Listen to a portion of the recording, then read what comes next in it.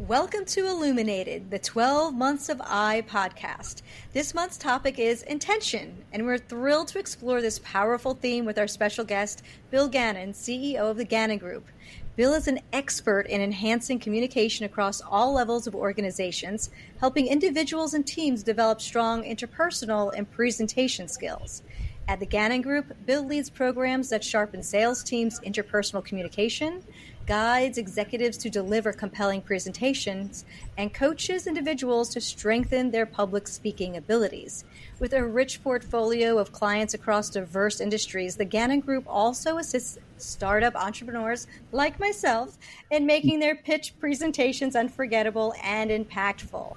Bill is a member of the National Speakers Association and an award-winning storyteller at the Moth, bringing a wealth of experience and insight to our discussion. And so join us as we delve into the art of intention and how setting clear intentions can transform communication and leadership. Welcome to the show, Bill. Thank you, Debbie. It's a pleasure to be here with you. It is so great. We have now known each other a bit now, and every time I talk to you, I always get new nuggets of information about interpersonal communications and presentations, and I thought this was a great way to have you on the show to talk about intentional communications. And what we were talking about before this was goal setting, which was really, really interesting. So I'd love for you to kind of give people, if there's a little more backstory to how you got into what you do, and then we can kind of delve right into some of the really cool things you want to talk about. Thanks, Debbie. Yeah, first of all, thanks for having me on. And like you, I've only moved to Nashville a couple of years ago, and that's when we first got to know each other. And I've enjoyed every encounter, mostly with our speaking group that we both participate in, and then the network of people that are around that. So I found Nashville to be an instantly connective community. So thanks for that. Yeah, absolutely. And, as I think about communication and intention that we were going to talk about, I naturally do speak on a lot of presentation coaching skills. What do good slides look like? What's the art of the one-to-one communication or presentation across a desk? How do I do the best with if I'm speaking at a conference to hundreds of people? Anything in between. And as you mentioned in the intro, I cut across a lot of industries because, of course, as different as industries are, funny thing about communication, it's a very consistent DNA across that. And as I think about intention, one of the things that jumped to mind was, as we prepare for presentations, and these can be any size, critical presentations can be across the desk, they can be big rooms, as we said, they can be internal presentations to colleagues, the list goes on and on. I find that we don't always get a focused goal of our presentation or how we want to communicate. We tend to fall under that, I want to build my business, I want to develop a new set of contacts, and those are fine, sort of overarching goals, but we want to drive into, what do I want to do in this meeting? What do I want to do with this speech? What do I want to do with this presentation to, as you well know, with Versatour, with investors, with technology partners? What do I want to accomplish at this? And that's what I spend a lot of time working with people on. We got to get a goal. If we get the goal, now we can start to build it out from there. But without a goal, we're just talking about standard rules of presentation. Yeah, that brings me to, goal setting and what we're all taught in, have the vision, have that goal in mind. But sometimes we all forget to kind of create the small little steps that lead up to that, those milestones, the things you can do every day. And, I think that it really is important, especially in communication, to be talking to people every day about what you do. What are some nuggets of information that you can give to people that can help them use intent in their communication skills on a daily basis? Yeah, and think about this. We're having presentations every day of our life. Sometimes it's to friends and neighbors, sometimes it's to church groups, sometimes it's community groups, and of course, the overarching work. But family communication oftentimes can lead to small presentations of sorts. And the nugget number one, I think, is clarity, right? Have a goal of clarity. This is also coming from a 37-year married gentleman. So I can tell you that we've had more than a few times when clarity would be really well thought out before we get into this. Like, what do we want to get out of the end of it? So what does that mean? It means I have a goal and I want to be very clear in my communication that it's going toward that goal. And sometimes that means there are 2 or 3 critical questions that I know I want to ask that'll help me get closer to that. Now, questions are great, as long as you listen to the answers. Because oftentimes, and this happens with sales teams a lot, they're trained to ask questions. They're not trained to listen especially well. And part of listening is giving that space for the person and offering open-ended extensions like, interesting, tell me more. Help me understand that better. And those little phrases, those little nuggets can open up all new levels of information coming across. And it's funny, the best communicators don't do a majority of the talking. And this very true. And it doesn't feel right if we're not commanding the room. It's very interesting because I was listening to another podcast and they had a special agent on, a female agent who she didn't think she was going to be a CIA operative, talking to criminals and trying to get stuff out of them. And she talked a lot about what you just said, which was, it's what's not in the information they want to give you. It's in the information that you're kind of trying to get out of people that they don't realize it. Oh, tell me more, or clarifying questions, because we all have a script when we walk in, especially when we are presenting. We have a script, but it's the questions after and what you say when you're not scripted are usually the details that you're actually looking for in order to make that sale or make that connection. So that was pretty interesting. Like, that's spot on. And if I can, thank you. And if I can add on to that, some of the things I tell salespeople are, you've been working on a presentation for, say, weeks, and you've got the appointment, and it didn't cancel for the 3rd time, and you finally got it. And so you get in the door, and you've got your deck, and the mentality is, by God, I've worked on this for 3-5 weeks, and you're going to hear everything that's in this presentation because it's great. And one of the toughest questions that I ask people to make sure they ask at the beginning of the call is, Debbie, if you're the client, Debbie, I'm so glad we've had the time to finally sit down together. And I know the last time we talked, presumably might have been many weeks ago when you sent me on the assignment to do the presentation. Great. But here's my question. And this is the one for your listeners and viewers. Has anything significant changed since the last time we talked with regard to this presentation? And be prepared for, yes, something's changed. And now what happens is you've told that recipient, we're going to call it the client, or you told that client, yes, I have a lot ready here, but it's way more important that I know how things are today to make sure we're still on track. And I can't tell you how many clients have fed back, oh my goodness, if calls could only start that way. Yeah, we usually leave that for the end for some silly reason, which that's really, really interesting. It actually happened to me 2 weeks ago with a potential client I was going back and forth with. I've had this presentation. The person that I started with is no longer there. I can see that this is still going, that they need something. But I did kind of start that conversation with, has anything changed? Because it seems like something's stopping you from moving on. What's the one thing that I can do to help? And she goes, well, we kind of went from looking for a venue to possibly buying our own.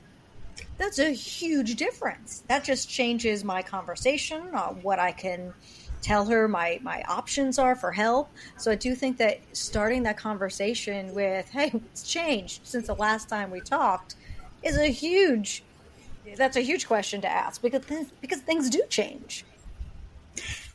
It's a gift. It's a gift of conversation.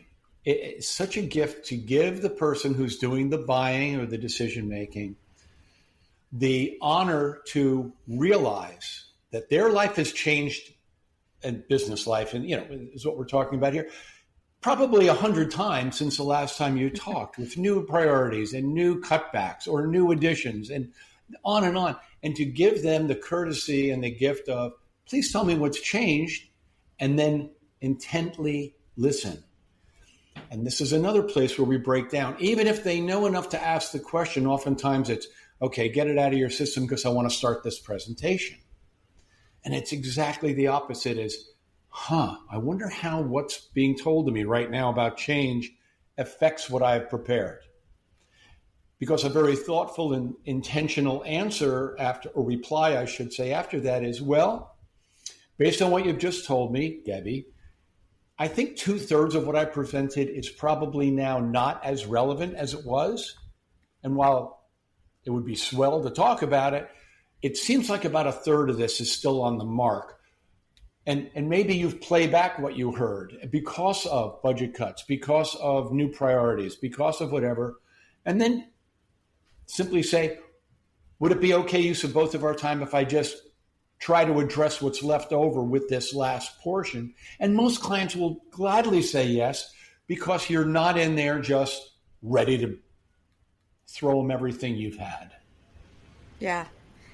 Going after, that's why I love this conversation so much, is because you can walk into any situation and things could have changed day by day. And I think that we are so sometimes caught up in ourselves and our lives that we forget to ask sometimes, how are you doing? Sometimes I just forget, when someone's like, oh, how are you doing? I'm doing great. This is all this stuff that's going on. It's been so blah, blah. And then you're like, then you jump into the next thing and you go, you know what?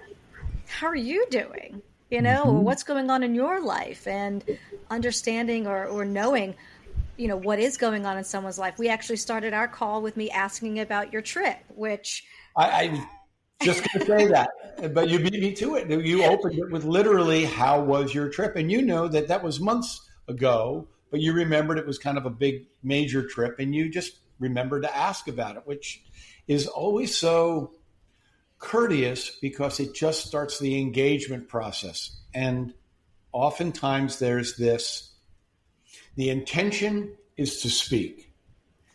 And if I could leave another nugget, the intention is really to listen.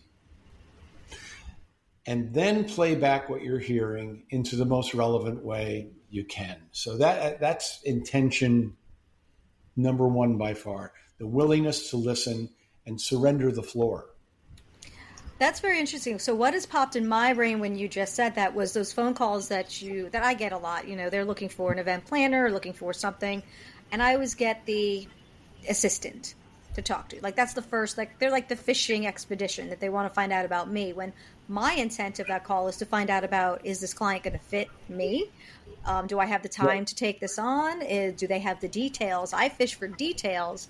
And a lot of the times those assistants are younger. They don't really know anything, and they're just here to get information, to prod information out. How do you go about a conversation like that when you are trying to get the information out and asking the right questions and trying to listen, but they have a totally different intention? The best way to work with that is to appreciate, first of all, the person on the phone. While they may not satisfy but of course, the overall need of wanting the details, getting to the decision maker, they're nonetheless a gatekeeper of something. Maybe they're just a first filter or whatever. By treating these folks with, okay, maybe you're not the key decision maker, but you're kind of an influencer. Like, if we have a good conversation, you're probably going to be either open to the next time I'm on the phone with you or in a web call, or you might even make a favorable comment to the decision maker. Well, we went through this list, and I have to tell you that Debbie is probably the most engaging of all of these. Instead of blasting me with everything we had, she gave me a good overview and told me these would be the remaining details that would really help me make the best kind of presentation. But she didn't try to jam them all down my throat, and she didn't, because why? That's not the right person to send it to. Mm-hmm. Because you just said, you need to hear it from the people who are actually, so I think the trick is to categorize and respect.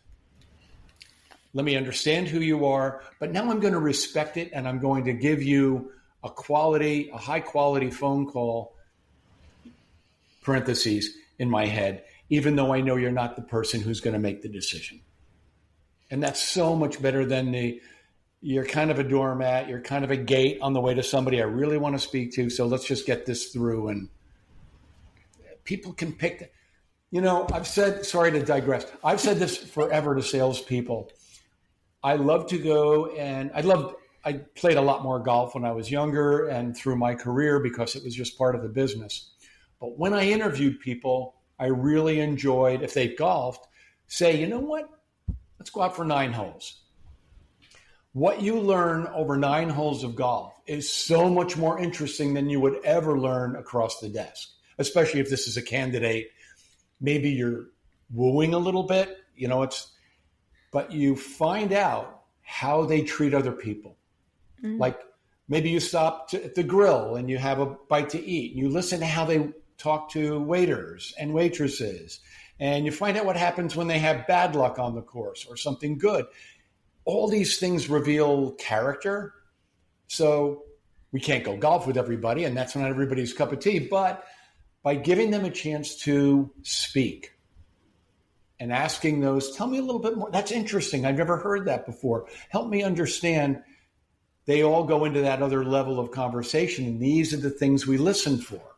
So can't stress it enough. Respect that person, give them a high quality call, and you're probably going to get up to that next level too. Yeah, absolutely. It was interesting. You were talking about working with salespeople a lot. I know that's one of the things that you do in, effectively teaching salespeople effective communications. Now that can go anywhere from a car salesperson to a hotel salesperson. You work in very diverse industries.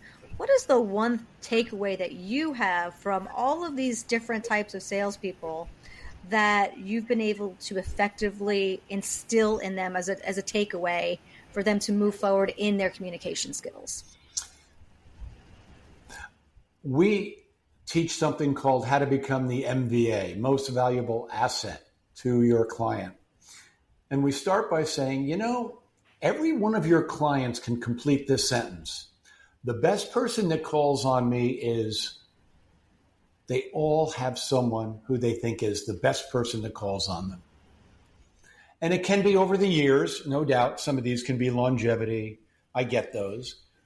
But others can be just people who always bring them helpful information, positive, not always positive, but insights from the market, who aren't always there selling them. And so what I try to, one communication thing I've told just about any sales group is, look, if you want to be interesting, then you have to be interested, right? You have to be asking questions all the time. And I know that sounds repetitive, but that's how conversational ping pong happens, right? We want to go back and cross. We don't want to just be serving at them all the time.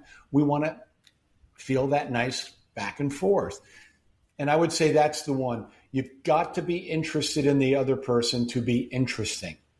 And that means their business. It could mean them personally, and it could mean both. And those are the people that the clients love to fill in at the end. These are people I kind of look forward to getting a phone call from. Now, you bring up a really good point. You've said phone call and person. Now, we all know there's been a pandemic. There's been the entire generation of internet when we're not really talking to people. We live in email. Now, email communication can be just as important as face-to-face. I get this a lot. It's very, very funny that, especially my emails, I tend to be very direct because I don't want to waste people's time. I kind of write, what it is. But I've actually gotten people to say, you know what, you just seemed mean. Like, people think I am mean. I'm like, I'm not. I'm a New Yorker. But, I'm not going to say, hey, that's why. but I'm direct. I want to get to the point. I don't want to waste people's time. And I think that especially in written communication, we are not doing a very good job of communicating well.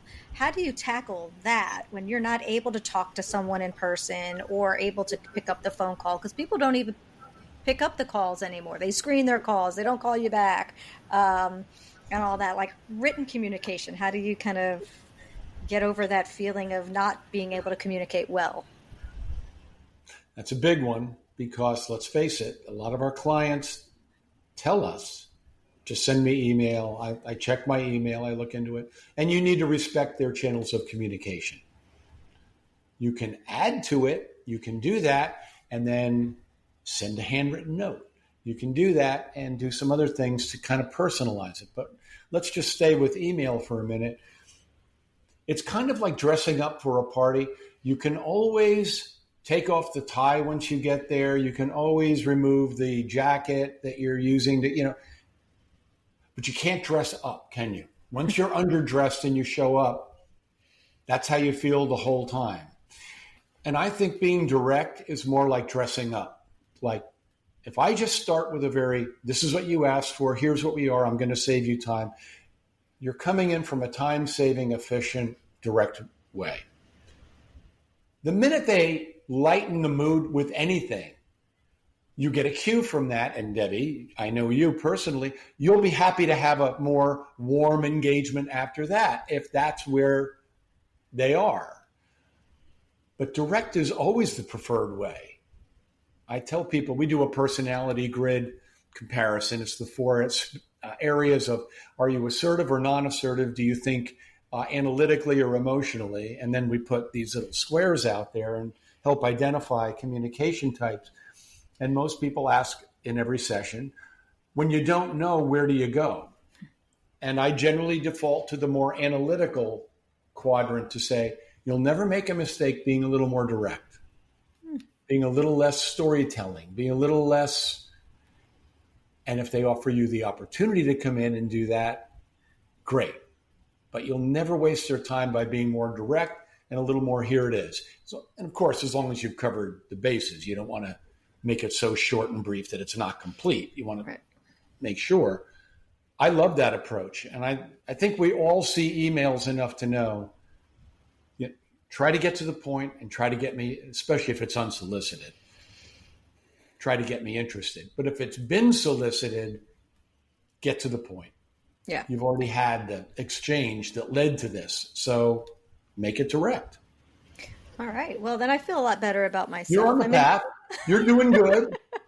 You don't need to put little comic characters in or, load it with emoticons. You're good. You try to be as thoughtful as you possibly can, and I try to write in my voice. I think that's really important, that people understand that I'm a person, that I have a voice. And sometimes, and I've learned writing skills over the years and getting a lot better at it. But yeah, sometimes you're just like, I just have a question. And I do think that some people respect that and like that. And then there's some people like, wow, that came off rude. And it's like, I don't know, like I can't win it either way. So, but most of the people do, know me. So hopefully that it's not usually an issue. But yeah, as I get into a little more, unsolicited communication, I try to start things with, especially my newsletters and stuff like that, with, really people understanding who I am and where I am. I've always said I'm an open book. I'm vulnerable. I'm a person. Like, I didn't create a company because I was a techie. I created out of a need. I created out of what I saw people. And I think that's what people are compelled to. Like, you saw a need. You just didn't be like, I'm going to go do that. You did it out of probably some necessity or a gift you have. And I think that the people who are genuine, it does come across in their communication skills. It does. It does. We teach another thing at the Ganon Group very consistently, and that is never mix your communication either. So let's say that never mix it when it comes to finding out the status of your proposal. So the proposal goes in by email. And I'm always of the encouraging them, while they're looking at that, this is a great time to go find information that's out there in the market bits of info that you just think will help them do their job better or be relevant to them, and send it. Because, and here's the rule, but never mix it with, and by the way, I wanted to check on how our proposal's doing. Because that way, any grace that you've bought in the beginning of the email is instantly taken out. So what you're really doing is checking on your proposal. When the reality is, they know you're calling to check in on the proposal. They know the business you're in, and they know they're sitting on a decision for you. So by being disciplined to send out something, and this goes back to intent, if you're disciplined in sending, I saw this in the journal, I saw this on CNET, I saw this in different, and send it, and sincerely, Debbie, Bill, done. No kicker, no nothing about the proposal is such a better message than, and of course, please let me know how the proposal's going. It kills everything that you've written before it. I started doing, especially my proposals, is I don't send them. I say, we're booking a meeting. We're going to go over this together. Always better. Yeah. You brought up email, but you'll always hear me speak in the when you're in the call, when you're on the phone tense, because I don't think there's anything that takes the place of that opportunity to be there face to face, or at least on the phone. And I think that walking through and asking, I don't even show them the price until I don't attach prices. This is what we discussed. These are the needs you asked me to do. Can you please verify that is correct? Yes. Move on to the next session. And then making sure that they're agreeing. And then you go to the next page and you spell out your pricing because they've now agreed that this is what they want, right? So going to that last page, it shouldn't be sticker shock, or it shouldn't be a shock to them that they have to pay for these services. I find that keeps the door open at least. Some people are like, whoa, I didn't really expect that. I'm like, well, that's what you asked for. That's what it will cost. And I think that it really has helped in that qualifying. I've listened to you. You've listened to me now. Did I get that right? And keeping the conversation open. So at the end, I may not have booked that business for March yet, but I still have a call with them next week. I went to an event of theirs last week because they wanted me to see and take notes. They're still interested. Am I getting that huge one? But no, I might get a piece of it. And those are the things you want to keep open. But on the other side, the listening to the ones that do not fit. What are those cues in other people's communication where it's red flags go up, this is a bad idea? Do you have any tips for people to be don't work with that client type of thing? Well, of course, depending on your business, and I know Beers of Course has created these amazing tours that people can use, and you want people to use it in a beautifully automated manner. Fantastic. Really is a fantastic idea. Every company still runs with a certain true north setting in their how they do their business. And if you really find a mismatch to that compass point, and we all have to adapt, let's be honest, we need to be flexible. But the minute you're sort of going the wrong way, heading backwards on it, you really do need to check it and see, even if I accept this position, even if I accept this project, it could bury me. And I've heard from colleagues that they're terribly demanding, and they've already knocked out 3 other proposals on, or companies that I've known along the way for not particularly valid reasons, according to the best you can figure out. Who's to say? Why do you believe it is going to be all that different? So the discipline is simply to suss that out as best you can and make a decision. And I don't think there's a wrong time to say you're just not going to move forward as long as you haven't committed to anything, and simply say, I have to be totally transparent based on all the priorities we have here right now. I'm not sure we can provide you the level of service that this is going to require. I love that. That is an honest way to say it. Yeah.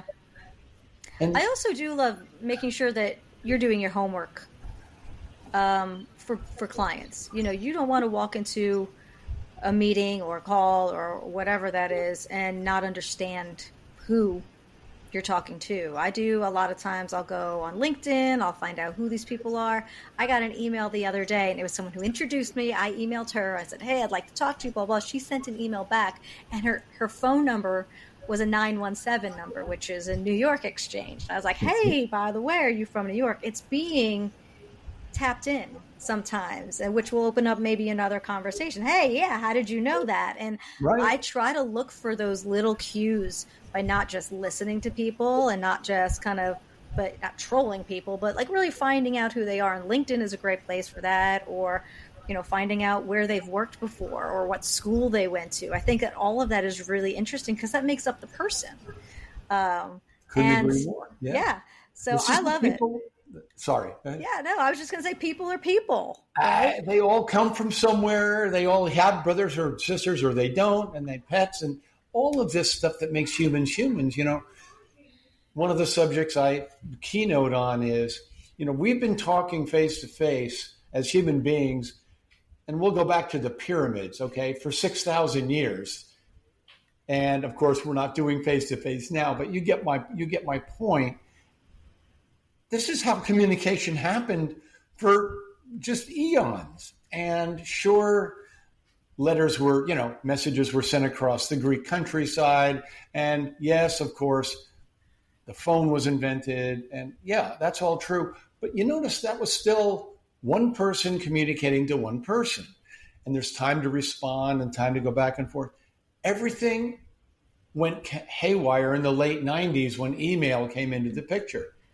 Mm-hmm. Because those formerly businesses would send typed memos in envelopes that were sent by mail to other offices. Even if it was in the same office building, it was in your outbox while a mail person picked it up and put it in the mail carrier, and then they go to the mailroom and sort it out, and then they drop it off at the other person's desk, which could be 2 hours later. There's been time. We've just had the courtesy of time and direct communication that's all been eroded away. Yeah. Because when you get an email fast, what's your obligation? Respond fast. So you're not putting the thinking time. Did we all of a sudden get exponentially smarter and faster thinkers because we did email? Of course not. So we shortcut our way to just kind of back and forth. And it really has damaged a lot of that whole interpersonal characteristic. So I'm with you. We look for those human traits to keep us all bonded. Mm-hmm. And I signed my email signature at the bottom from beautiful Nashville, Tennessee. It has started conversations, and it could start a new one with the next person. I see you're from Nashville, ... Mm-hmm. What's going to come from that? I don't know, but it's information that everybody can relate to. So,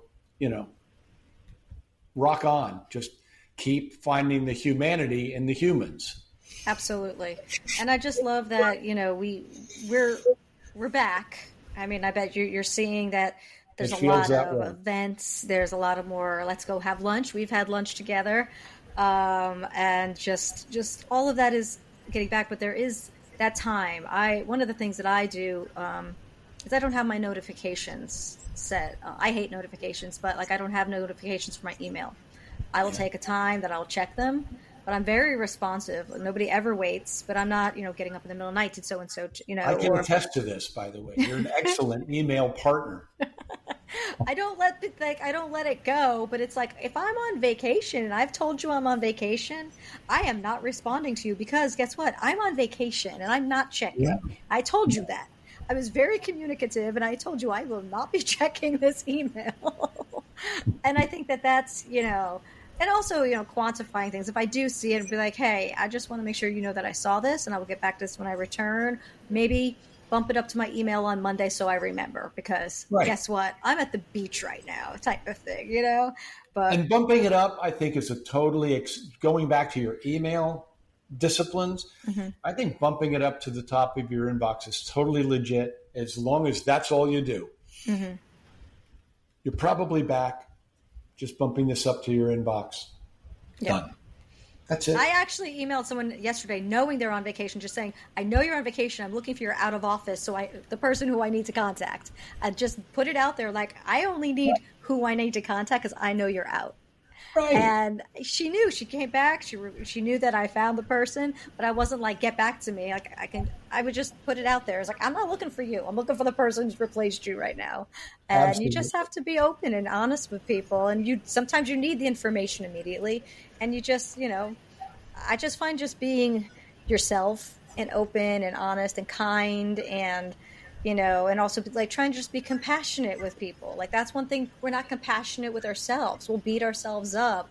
I'm starting to learn that very much. It's like, I'm trying to be very compassionate to people and understand them better and know that they've got stuff they're going through. And I think that if we all live in a world like that with compassion and empathy, we'll definitely communicate a lot better.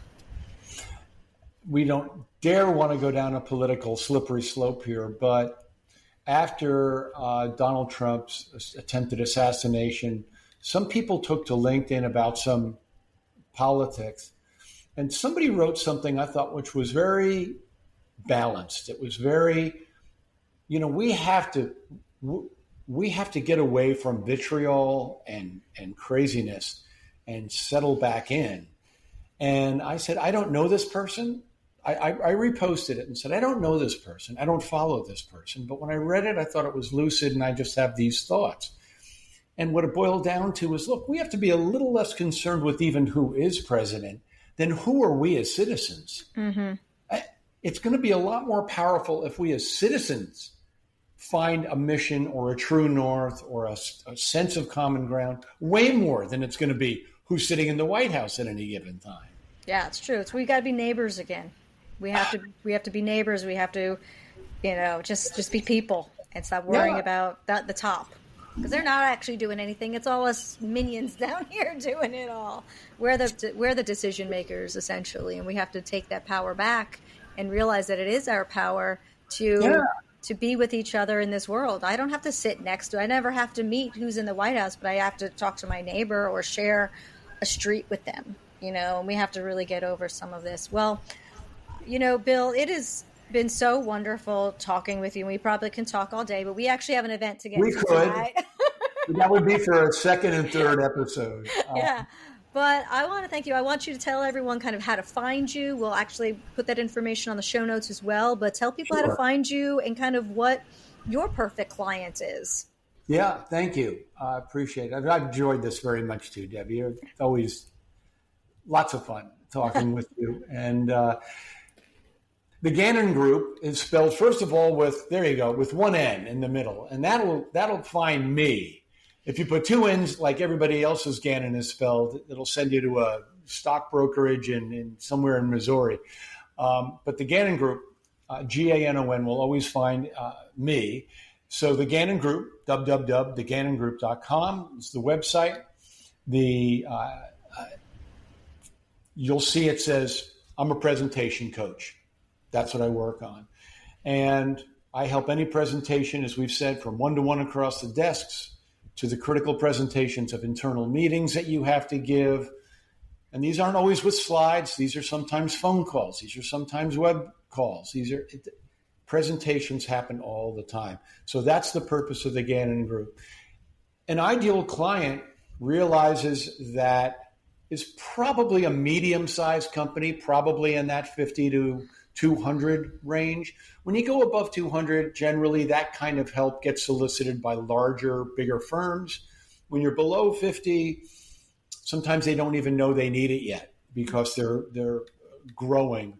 But I've certainly worked with companies, but that's kind of my sweet spot in there.